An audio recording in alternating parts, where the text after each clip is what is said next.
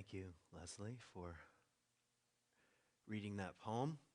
Kubla Khan, speaking my love language of myth and mystery and underworldly things. And my mind was meandering. It meandered to a river, actually, which flows into the city of Ephesus in modern-day Turkey, called the Meandering River. It's where we get the word meander. And to the sacred river, to what this poem is drawing us toward. And the sacred river is a little like what I mentioned last week, which is the deep underworld river of truth. That's the word in Greek. Truth is an underground river, a feminine river, a mother river.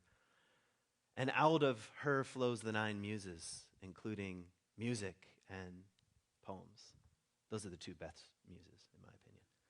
But there are others. Even reason is a gift from the underworld, believe it or not. So, what a way to start. And what a question, what needs to be remembered? That's what I was turning over. What needs to be remembered? So, if you were here last week, I talked about the end of the world and apocalypse, meaning to reveal. And I was suggesting something like, yes, we are in fact living in the last days of Western dominance and the myth of progress. And I'm not saying I know what will happen in the future. I'm saying it's happening now. There is a kind of unraveling where the falcon cannot hear the falconer, and the best lack all conviction, and the worst are full of passionate intensity. And some rough beast come round at last, slouches toward Bethlehem, waiting to be born. These are the lines of Yeats written in 1919, something like that, after the First World War. And he's drinking from the same river that Kubla Khan was born from. So I want to hover around some things today and ask some questions. And I guess I'd like to start by asking questions around how, not so much questions around what. Like, one approach is, well, what is happening? And another approach that's related is, how did we get here? And those are worthy, but I'm a little more interested in, well, how shall we live, or what ways of being are most called for in times like these, in apocalyptic times. And I might just offer a suggestion from the natural world, and we are the natural world. The fact that we call it the natural world is funny, like, oh, that the other place. And that is that life wants to be, lichen wants to be. It's not trying to be something else, but it will be what it will be as long as its being is being. And that we might call eros, or vitality, or truth that life wants to be. And I'd like to start by saying that. Here we are, and life wants to be. And as conscious beings, and I would like to add, maybe you would agree, human beings are somewhat conscious, we would say. We've probably fallen in love with what we call consciousness, and like Icarus, and flown too close to the sun. Because not only is there such a thing called the unconscious, but we're not all that conscious when we're conscious. And we still have to wrestle with, well, how shall we be? How shall we live? And the first kind of thing I want to just hover around for a moment is that line from Yeats from last week: the best lack all conviction, while the worst are full of passionate intensity. And I really would like you to watch the news this week and let that roll around in your head. And do not separate yourself out of it by saying those people on the other side are the ones that are full of passionate intensity, as you're saying that with passionate intensity. Just let it work you a bit. and say, is this true? Well, it's definitely true on the news, because the news is run by advertisements. And advertisements run on the great primal passions like fear and lust and greed. And that's what's running our news cycle. And those that are the most powerful advertisers right now are the pharmaceutical companies. How do you know that? Because every single freaking commercial is a pharmaceutical commercial. Because they have all the answers for everything, of course. Anyway, I'm already on a tangent.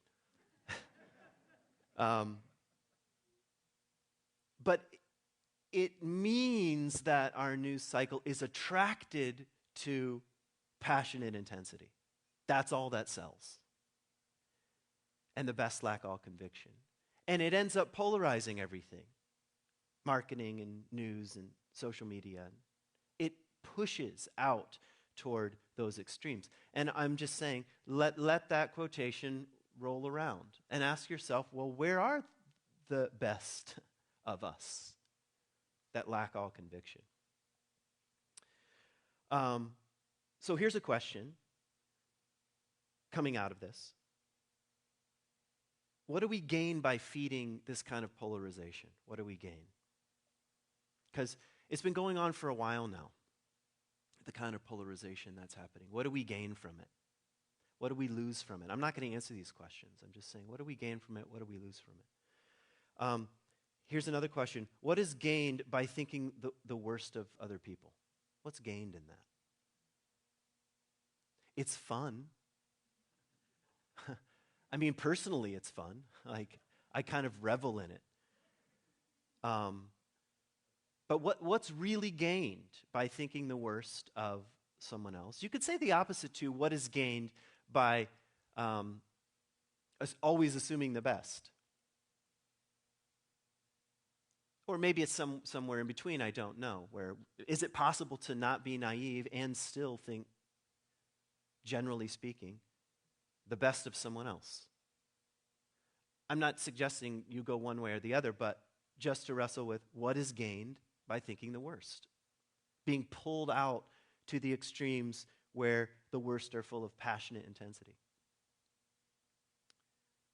Here's another question. I'd like to do a whole talk on this sometime. Is it time to think beyond red and blue? I think most of us would probably say, yeah, it's time to do that, but maybe we can flip the state one way or the other. I'm asking the question because it has to do with the same polarization. What is gained by continuing to play just that game, just the game of red and blue?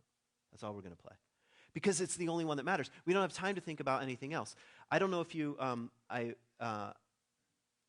what's her name? Barry Weiss used to be a writer for the New York Times, quit under some unusual circumstances. And she has a podcast, and she was interviewing Andrew Yang. He started a new party. You're familiar with this? I found the interview very fascinating. You should look it up and listen to it yourself. But he was basically saying, and he's he's much more optimistic than I am about the world. But he started a new party. And of course, the advice from everyone is, you can't do that. Because the only game in town is red and blue. And if you suck energy somewhere else, you suck energy away from the game that everyone's playing. But hardly anyone is saying, what if we played a different game? What is gained by continuing to play the two-pole game? And here's a question that is behind that in my mind. What is the relationship between our common humanity? That's one of the values that we say we have here at C3. Common humanity. So what is the relationship between our common humanity and our differences? That seems to be the terrain that is worth wandering around in. What's the relationship between the two? And of course, what's being lost or emphasized when we're only concerned about just our differences? Okay. Now, I want to ask this question and not intend to answer it, but I will first ask it. I am going somewhere, by the way. Why are we here? There are various ways one can answer this question. And I'll just give you two that seem interesting to me at the moment. One is rooted in the scientific enlightenment, and that's the path of how we got here scientifically. How did we get here? Well, 14.5 billion years ago, something started, or imploded, and then we could never stop talking about that, correct? How did any of us get here? And I think that's a valuable exercise. Why not? Why not ask that kind of question? Religion, or religions, or spirituality does ask the same question. Why are we here? It just doesn't start in the same place. And it's something like, we're created to be here. And then, depending on your various religion or perspective, then you have some responsibility or something like that. Some form of responsibility is given. If we're created, we're obligated to the Creator, for example, to live in a certain way. And it kind of results in two ways of looking at the world that are prevalent right now. And I'll just borrow a line from David White that I read a couple weeks ago. Here's his line: "You are not an accident amidst other accidents." You are not an accident amidst other accidents. Now, honestly, we'll do the old-fashioned, like we're in a classroom. How many want this to be true? The rest of you, you don't care? You're like, okay, you are not an accident. But part of what we're having to wrestle with, almost for the first time, is the opposite of that. You're an accident among accidents. And I am not suggesting that that tension really needs to be resolved right now. I tend to fall on the side of David White, but there's also something powerful in saying, we don't know how the world works. We don't know why particles collide into each other. We can't. It's hard to follow, to go down that trail and see how any of us got here. I'm going to read some more Bill Bryson in a second, just to make things fun. So I'm just saying there's a kind of tension present. So this leads me to the point of today's talk. And it's a question, really. Is life a gift? That's what I want us to be wrestling with. That's what Thanksgiving is supposed to confront us with. Forget about all the other crap. Just is life a gift or not? Or is anything in my life a gift or not? If you want to go that route. How does our relationship with whatever the beingness of our being is doing when we approach it as a kind of gift? And you can do this. We were talking about this in pre-talk. You should really come sometime. It starts at 9 o'clock. It usually starts before I get there because I get there at 9:05 or something like that. But 9 o'clock is when it's supposed to start.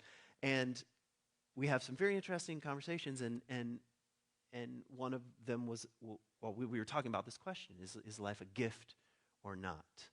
And, maybe I'll hold off on some insights from some other people till the end. But it's a worthwhile question.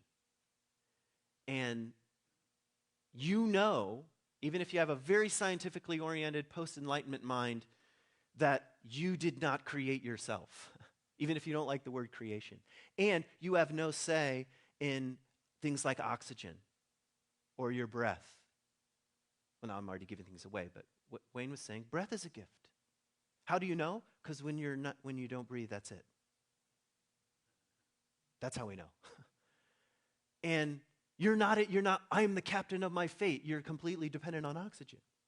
And the list goes on and on with this kind of question. So life is a gift, I think, is something that this time of year is supposed to remind us to be in conversation with. And every single spirituality and religion on the planet that I know of has some relationship with the question of, is life a gift or not? And the conclusion most of the time is life is a gift, and therefore we'll orient ourselves to it in a certain way. Because you could ask the question, what's the opposite? How do you live if you do not think life is a gift? How does that manifest itself? Is that good for you? Is that good for other people? Is it good for the community? Is it good for your kids? Is it good for your grandkids? Is it good for the planet? Is it good for what then is the world if it's not a gift? And if you were living your life as if it was a gift, what would transform? Would it transform the way you listen to things like the news, like I was complaining about before?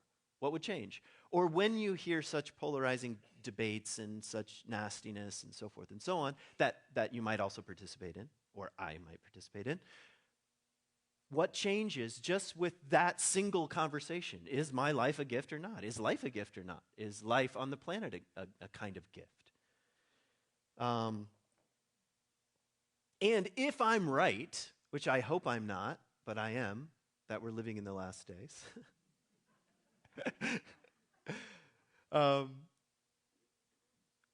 So what? So what? And if life is a gift, and that changes my relationship with this thing I call life, doesn't matter what era I'm living in.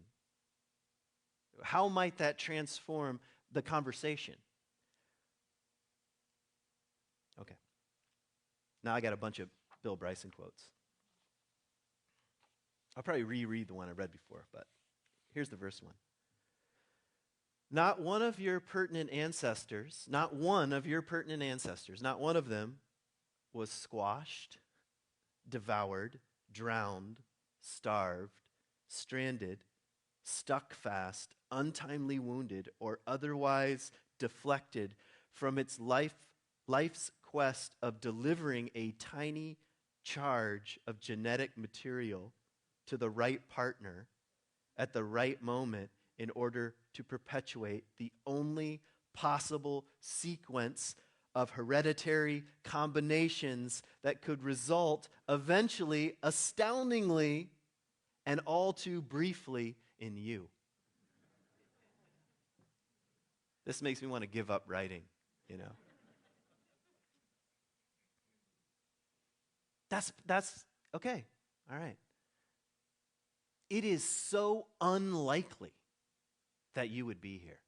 So astoundingly unlikely. I don't care if you think there's a creator or not. It's astoundingly unlikely that you're here. What the heck? And how far back does that chain go? One untimely accident with an axe one day, and you're not here.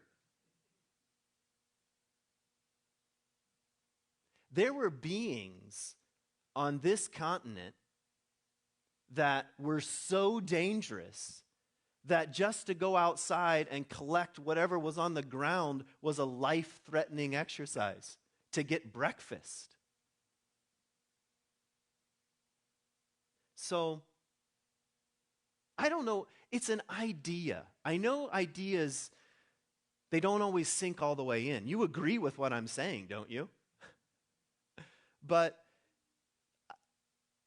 okay, if that were to sink in far enough, might it lead to a kind of question or a kind of feeling that maybe my life is a gift?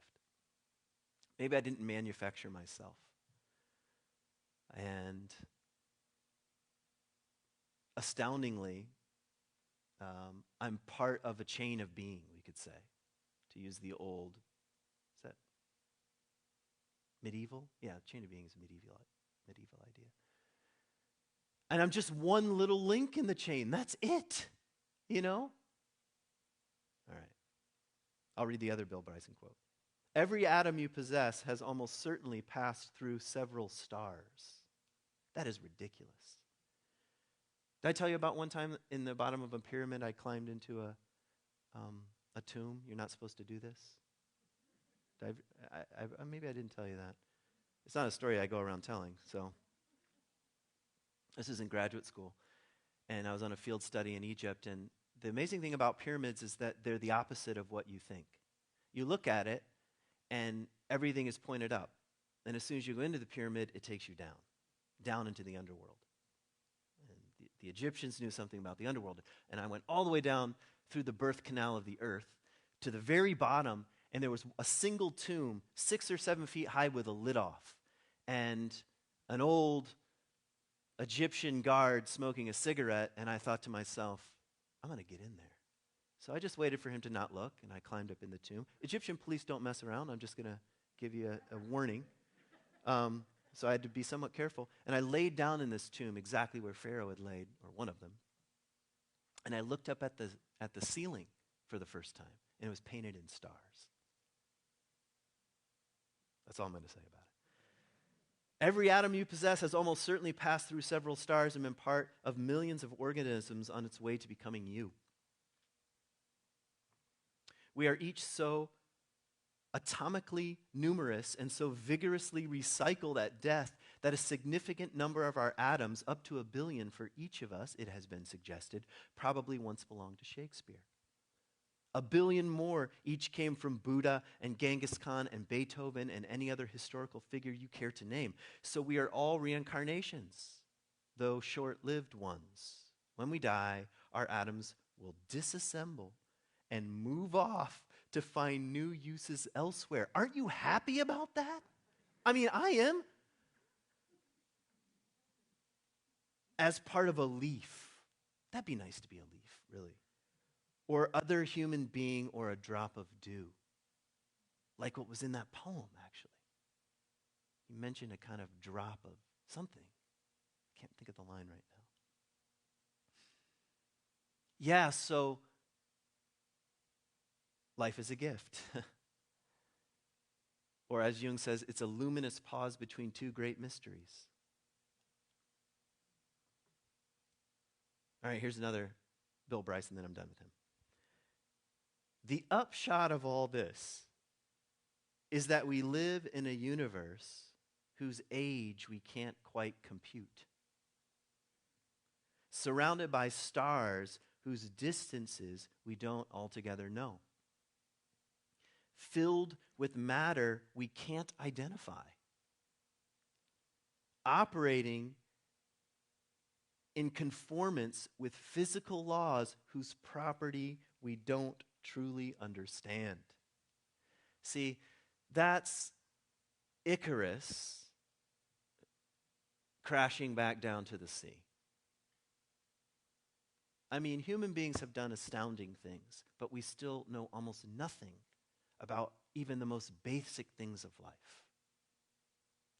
When we get to Mars, which personally I hope we don't, just personal opinion of mine, what then? How much will we really know then? Is that the key that will unlock what? And then they have to come back, if there even is a coming back.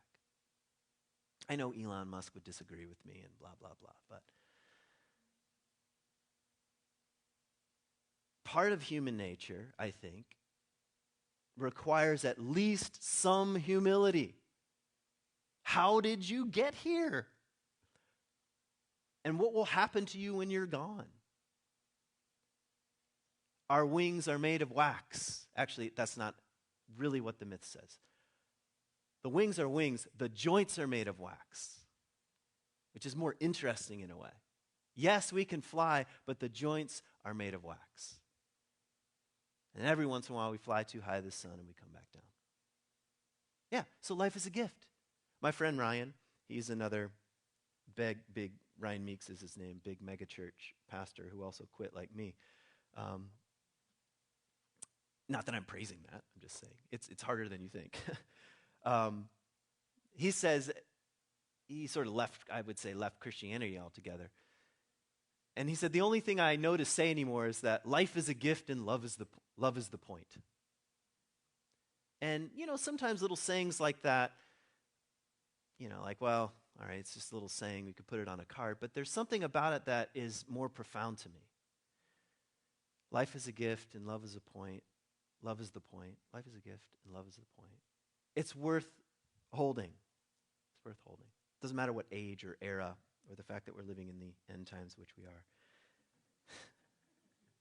is actually the case. So I've got 3 points, then I'm done. The first one I already made. Life is a gift, and I'll add from him. Love is the point. But you can even disagree with that. That's a whole other talk. But life is a gift. What would it be just now, like this week? I mean, why not just try it? Here's my second point. What if we lived as if everything was alive and aware of our presence? It's true. What if we lived as if everything was alive and aware of our presence? There's a kind of awareness. Do you know trees are aware of other beings, including human ones? We know that's a scientific fact. Look it up. What if we lived as if everything was alive and aware of our presence? Sometimes when I lead wilderness programs, I'll ask people to go on wanders, because a big part of being outside is not sitting around talking. So I'll send people out on various wanders, and sometimes that's the only instruction. Walk as if everything were alive and aware of your presence. And what would happen to you if you walked that way? What would change? And believe it or not, you change the way you walk. It's like you become aware of awareness. and it starts to feel like maybe life is more of a gift than I thought. So, second suggestion. What if you lived as if everything were alive and aware of your presence? Here's my final point. What if we lived as if we were here to offer something? That's very old-fashioned, by the way. Very old-fashioned. What if we lived as if we were here to offer something in exchange for the gift of life? What if we lived as if we were here to offer something in exchange for the gift of life? Now, that's a very interesting idea. It has to do with gratitude. How many of you have ever received something that you felt like you didn't deserve? Well, you just took a breath, so there you have it. There's a kind of reciprocity that's possible with human consciousness. That's kind of amazing. And it feels like, at times, well, maybe then, if my life is a gift, what am I going to do with it? That's really the question. What if we lived as if we were here to offer something in exchange for the gift of life? That's kind of what parenthood is like, now that I think about it. The old word for that is sacrifice. I know that's kind of an old word, and people don't love that word unless they're strange like me. But sacrifice actually technically means to make sacred. That's all it means, to make sacred. And it's possible to make your life sacred. That's my way of putting it. It's possible to live that way. As if we have something to offer in exchange for the gift of life. Now, easier said than done. And the world is complex. But I think I'll leave you with that. One more time from Bryson, and I'm done. Not one of your pertinent ancestors was squashed, devoured, drowned, starved, stranded, stuck fast, untimely wounded, or otherwise deflected from its life's quest of delivering a tiny charge of genetic material to the right partner at the right moment in order to perpetuate the only possible sequence of hereditary combinations that could result eventually, astoundingly, and all too briefly, in you.